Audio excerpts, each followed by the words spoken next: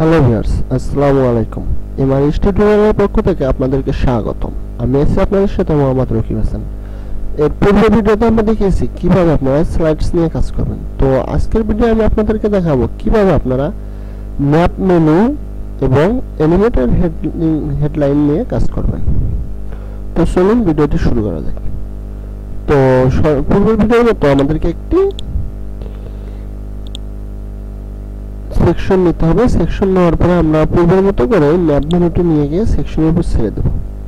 ওকে, আমি map menu নিয়ে গিয়ে সেকশনের উপর ছেড়ে দিলাম, কিন্তু আমার তো এখানে কিছুই শো করতেছে না।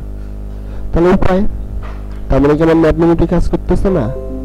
হ্যাঁ, আমাদের ম্যাপ মেনু কাজ করছে। দেখেন আমার এখানে ম্যাপ মেনুটির অপশনটি কাজ করছে এবং ম্যাপ মেনু কাজ করতেছে, কিন্তু কিছুই হচ্ছে না। তাহলে তাহলে কি হলো? কারণ আমার এখানে আমরা এই জায়গায় কোনো মেনু বার আমি কাজ করিনি। ম্যাপ মেনুটা হলো এমন একটা জিনিস, বা এটা হলো একটা নেভিগেটর। নেভিগেটর তো আপনারা অবশ্যই চেনেন। নেভিগেটর হলো, ধরেন আপনি ঢাকা থেকে রাজশাহী যাবেন। তো ঢাকা থেকে রাজশাহী যাওয়ার জন্য আপনি যখন গুগল ম্যাপে গিয়ে সার্চ দিলেন রাজশাহী, সার্চ দেওয়ার পর ওখানে আপনি দেখে দিলেন ইওর লোকেশন টু রাজশাহী। এখন আপনার স্থান থেকে রাজশাহী পর্যন্ত যাওয়ার জন্য যে রাস্তাগুলো আছে, ম্যাপ আপনাকে সমস্ত রাস্তাগুলো দেখে দিচ্ছে। তো সেই রাস্তাগুলো যদি আপনি ধরেন নিজে নিজে যেতে চান, অবশ্যই আপনাকে কোনো একটা ড্রাইভিং মোড সিলেক্ট করতে হবে। সেটা কার হোক, ট্রেন হোক, বাস হোক, বা সাইকেল হোক, বা মোটরসাইকেল হোক, বা পায়ে হেঁটে হোক, যাই হোক আপনি সিলেক্ট করলেন। তখন আপনাকে ওখানে দেখা যাচ্ছে কতক্ষণে আপনি যেতে পারবেন। তো যাই হোক, ওটা ম্যাপের ব্যাপার বললাম। তো সেখানে আপনাকে দেখাচ্ছে আপনি এই পাশে এই কাজ করে যেতে পারবেন। ম্যাপ মেনু ঠিক একই রকম। আপনি একটা ওয়েব ডিজাইন করার জন্য একটা সেকশন নিছেন। আমি কিন্তু কোথাও একটা সেকশন নিয়ে সমস্ত কাজ করিনি। আমি এখানে বিভিন্ন জায়গায় প্রতিটাতে একটা একটা করে সেকশন নিয়ে কাজ করছি। এই জন্য আমার ম্যাপ মেনুটি এখানে কোনো জায়গাতেই শো করবে না। আমার হয়তো বা এই যে এখানে আমার দুটো সেকশন, মানে একটা সেকশনে দুটো কাজ করা আছে। তো আমি যদি এই ম্যাপ মেনুকে নিয়ে গিয়ে যদি এখানে ছেড়ে দিই, ওকে ছেড়ে দিছি, আমি ম্যাপ মেনুকে নিয়ে গিয়ে এখানে ছেড়ে দিলাম।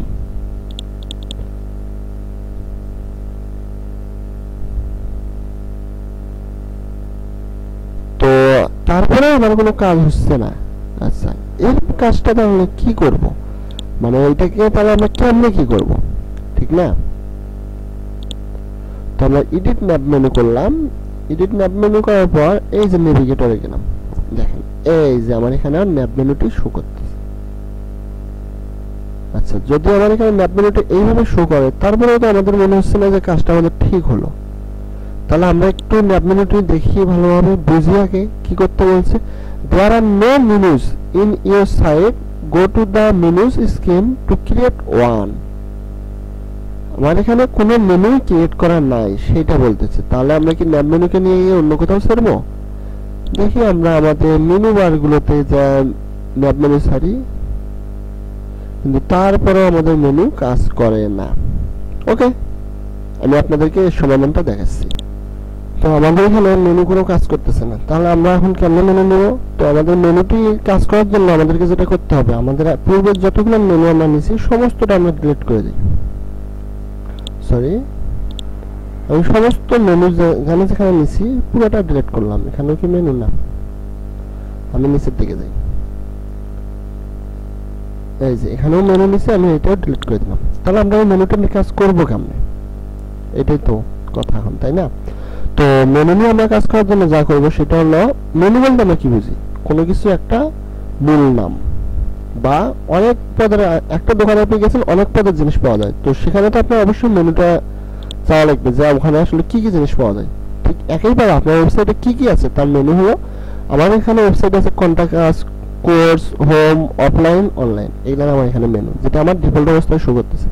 কিন্তু আমরা তো এভাবে মেনু শো করাবো না। তাহলে আমরা মেনু শো করাবো কিভাবে?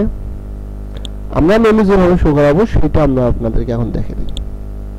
ওকে, আমি ড্যাশবোর্ডে গেলাম। ড্যাশবোর্ডে গিয়ে অ্যাপারেন্সে গেলাম। অ্যাপারেন্স থেকে মেনুসে গেলাম। মেনুসে যাওয়ার পরে দেখেন আমার এখানে কোনো মেনু ক্রিয়েট করা নাই। তো আমি এখানে মেন মেনু নাম দিয়ে মেনু ক্রিয়েট মেনু করে দিলাম।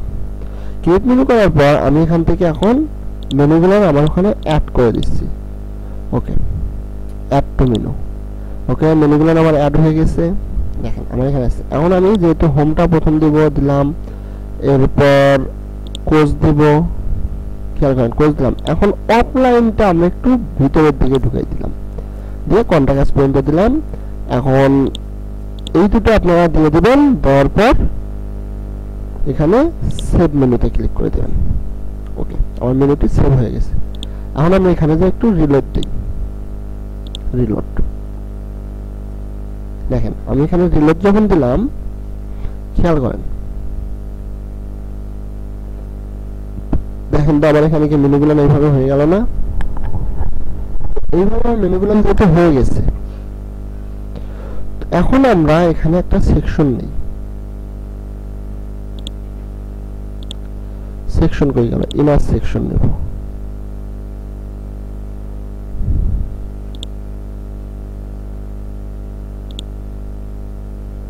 আমরা এখন এখানে একটা সেকশন নিলাম, ইনার সেকশন এনে এর ভিতর দিয়ে দিলাম।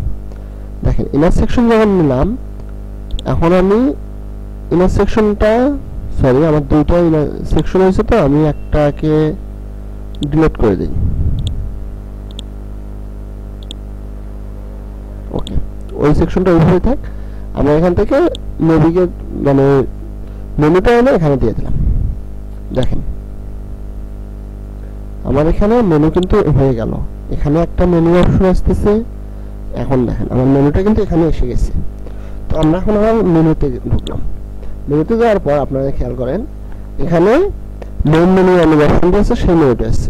তো এখন হরিজন্টাল আছে, আপনারা চাইলে এইটা করে দিতে পারেন। যদি এইটা করে দেন, দিলেন, আমি হরিজন্টাল দেখি। হরিজন্টাল যদি থাকে, আপনারা এটা যদি লেফট করে দেন, লেফটে দিবেন, মিডল দিলে মিডল, রাইট দিলে রাইট, যদি মাঝে মাঝে দিতে চান সমান করে দিতে পারেন। এরপর আন্ডারলাইন, আমার এখানে হোমের নিচে আন্ডারলাইন হচ্ছে, কোর্সে গেলে আন্ডারলাইন, কন্টাক্টে গেলে আন্ডারলাইন। ওভারলাইন করলে লাইনগুলো উপরে যাবে, ডাবল লাইন করলে উপরে নিচে লাইন থাকবে, ফ্রেম করলে ফ্রেম হবে, ব্যাকগ্রাউন্ড করলে আমাদের ব্যাকগ্রাউন্ডে কালার আসবে, টেক্সট করে দিলে শুধু আমাদের লেখাটাই থাকবে, মানে লেখাটার কালার পরিবর্তন হচ্ছে। দেখেন ওকে, এরপর অ্যানিমেশন। অ্যানিমেশন আমরা যদি রোটেট দেই, দেখেন একটু নড়ে গেল। ওকে, এরপর ইন্ডিকেটর আমরা অ্যাঙ্গেল দিয়ে দিলাম, মানে এই যে ডাউনটা অ্যাঙ্গেল করলাম। যদি ক্লাসিক করে দেই তাহলে এরকম হবে, যদি এইটা দেই তাহলে অ্যাঙ্গেলের মতো, কিন্তু এটা চিকন, প্লাস করলে প্লাস। ওকে, তো আমরা এখানে অ্যাঙ্গেলে রাখবো। এরপর ব্রেক পয়েন্ট, ব্রেক পয়েন্ট যদি আমরা মোবাইল করে দেই তাহলে আমরা মোবাইল দিতে পারি, অথবা আমরা এটা ট্যাবলেট অবস্থায় রাখলাম। এরপর ফুল হোয়াইট, ওকে ফুল হোয়াইট থাকবে। এরপর অ্যালাইনমেন্ট সেন্টার, ওকে হামবার্গার থাকলো, যা আছে থাক। এখন আমরা এটাকে একটু রেসপন্সিভ করে দেখাই। এখানে গিয়ে আমরা মোবাইলে দিলাম, দেখেন এইটাও এখন আমাদের মোবাইল ভিউ হচ্ছে। মোবাইলে আমাদের ওয়েবসাইটটি এইভাবে দেখা যাবে। তো মেনুগুলো দেখেন মোবাইলে আমাদের এইরকমই থাকবে। এখানে চাপ দিলে আমাদের মেনুটি ওপেন হচ্ছে। আবার যখন আমরা কোর্সে চাপ দিচ্ছি তখন আবার এই যে সাব মেনু দুটো ওপেন হচ্ছে। তো এটা এখন আমরা ডেস্কটপ করে দিলাম। তাহলে আমার মনে হয় আপনারা মেনুতে বুঝতে পারছেন যে আসলে কিভাবে মেনু কাজগুলো করতে হয়। এবার স্টাইল, স্টাইলে গিয়ে আপনারা হরিজন্টাল পেডিং যদি দিতে চান দিতে পারেন। তারপর আমরা এখানে ভার্টিক্যাল পেডিং দিলাম না, স্পেস বিটুইন, ওকে যেমন আছে তেমন থাক। হভার করলে আমাদের যদি আমরা হভারে কালার দিতে চাই তো আমরা একটু কালার দিয়ে দেই। ওকে, দেখেন এতক্ষণ ছিল এখানে সবুজ কালার, মানে এই কালারটা তখন ছিল, টেক্সট করা ছিল জন্য, এখন এইটা হলো। এরপর অ্যাক্টিভ, অ্যাক্টিভটার কালার কি দেবো? অ্যাক্টিভ টেক্সট কালার আমরা দিই এইটা। তাহলে আমরা কোর্সের কন্টাক্টে যদি ক্লিক করি তাহলে আমাদের কন্টাক্টের কালারটা এটা হয়ে যাবে। এখানে হচ্ছে না, কারণ আমরা এখানে আমি এখন আপডেট দেইনি। আচ্ছা, আপডেট দেওয়ার পর আমরা এখানে দেখতে পারবো না, আমরা এখন আমাদের ওয়েবসাইটে যাই। ওকে, ওয়েবসাইটে গিয়ে আমরা একটু রিলোড দিলাম। আমরা রিলোড দেওয়ার পরে আমাদের ওয়েবসাইটে গেলাম। ওকে, আমি কন্টাক্ট পেজে গেলাম, কিন্তু আমার এখানে আসতেছে না। না আসার কারণ একটা, সেটা হলো আমাদের এখানে তো মেনুটা আমরা সেটাই করিনি, এই জন্য আমার এখানে এগুলো শো করতেছে না। আচ্ছা যাই হোক, ওইটা ওইভাবেই থাক, ওইটা ব্যাপার না। এরপর আমরা ড্রপ ডাউনে যাই। ড্রপ ডাউনে গেলে আমাদের ড্রপ ডাউন কালার যেটা টেক্সট কালার, তো টেক্সট কালারটা আমি লাল করে দেই। ড্রপ ডাউনে এই যে দেখেন, এই যে নিচের গুলো এইভাবে হচ্ছে। এখন কিন্তু নিচের মেনুগুলোর কাজ হচ্ছে আমাদের। ব্যাকগ্রাউন্ড কালার যদি আমরা সবুজ দেই, এই যে ব্যাকগ্রাউন্ডে সবুজ আসতেছে। যদি এই কালার দিয়ে দেই, ব্যাকগ্রাউন্ড এটা আসতেছে। তো আপনারা চাইলে আপনাদের নিজের থেকে দিবেন, আমি এখন কোনো কালার দিব না, যা আছে তাই থাক। বর্ডার টাইপ আমরা ডাবল করে দিলাম। ওকে, এরপর উইড, কালার, বর্ডার রেডিয়াস এগুলো আপনারা আগের ভিডিওগুলোতে দেখে গেলে দেখতে পারবেন যে আমি আসলে এগুলো কিভাবে করছি। এরপর টগল বাটন, টগল বাটনটা কি, আমরা টগল বাটনের কালারটা দিয়ে দেই। ওকে, লাল দিলাম। এরপর টগল বাটনের সাইজ, ব্যাকগ্রাউন্ড কালার আমরা সবুজ দেই। বর্ডার উইড ঠিক আছে, বর্ডার রেডিয়াস একটু বাড়িয়ে দেই। Okay, hover colour black, background colour হালকা লাল, আপডেট দিলাম।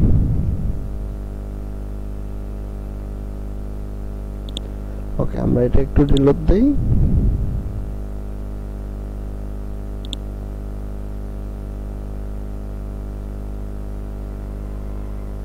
এই যে পরিবর্তনটা দেখেন, এই হলো টগল কালার।